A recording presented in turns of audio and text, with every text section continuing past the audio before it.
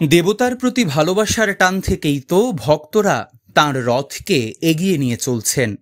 এ রথে নেই কোনো সামান্যতম বৈরিতার সুর, নেই অস্ত্রের ঝনঝনানি, আছে জয়ের বার্তা। সেই জয় শান্তি, মৈত্রী ও প্রেমের। মঙ্গলবার বিকেলে কক্সবাজার শহরের গোলদিঘির পাড় থেকে রথযাত্রার আয়োজন করে ইসকন। এতে সমবেত হন হাজারো ভক্ত। এ সময় এক আলোচনা সভায় প্রধান অতিথির বক্তব্যে জাতীয় সংসদের হুইপ সাইমুম সরোয়ার কমল বলেন, পৃথিবীর যেখানে মানুষ নির্যাতিত হবে, সমস্ত ধর্মের দায়িত্ব তাদের পাশে দাঁড়ানো। পৃথিবীতে যেখানে যারা নির্যাতিত হবে, সমস্ত ধর্মের দায়িত্ব তাদের পাশে এসে দাঁড়ানো।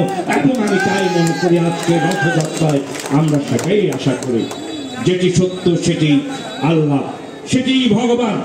আমি আল্লাহ ডাকি, আপনি ভগবান ডাকেন।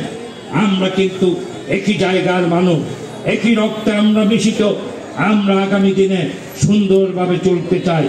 রথযাত্রার উদ্বোধন করেন জেলা প্রশাসক শাহিন ইমরান। তিনি বলেন, সাম্প্রদায়িক সম্প্রীতি বিনষ্ট করতে অনেকেই অন্য ধর্মকে নিয়ে বা ধর্মগ্রন্থকে নিয়ে কটূক্তি করেন। এই নিয়ে সকলকে সজাগ থাকতে হবে। আমরা দেখি যে মাঝে মাঝে কিছু দুষ্কৃতিকারী বিভিন্ন উস্কানিতে সাম্প্রদায়িক সম্প্রীতি বিনষ্ট করার জন্য আমাদের যে বন্ধন আছে, সেই বন্ধনের ফাটল ধরার জন্য আমরা কোনোভাবেই কারো কোনো উস্কানিমূলক মন্তব্যে, কারো কোনো উস্কানিমূলক স্ট্যাটাসে আমরা কেউ পাবো না। শ্রীপাদু রাধা গোবিন্দ দাস ব্রহ্মচারীর সভাপতিত্বে অনুষ্ঠিত আয়োজনে বক্তারা আরও বলেন, সাম্প্রদায়িক সম্প্রীতির মধ্যে থাকলে দেশের উন্নয়ন আর সৌহার্দ্য কেউ ঠেকাতে পারবে না। আমরা যে কোনো পরিস্থিতিতে সাম্প্রদায়িক সম্প্রীতি অক্ষুণ্ণ রাখতে বদ্ধপরিকর।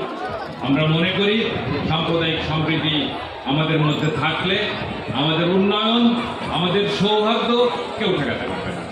এই অসাম্প্রদায়িক বাংলাদেশে আমরা সুন্দরভাবে যা উৎসব যাতে পালন করতে পারি, সেই জন্য রাষ্ট্রীয়ভাবে প্রধানমন্ত্রীর নির্দেশনা আছে এবং সেই নির্দেশনার অনুকূলে সবাই কাজ করছে।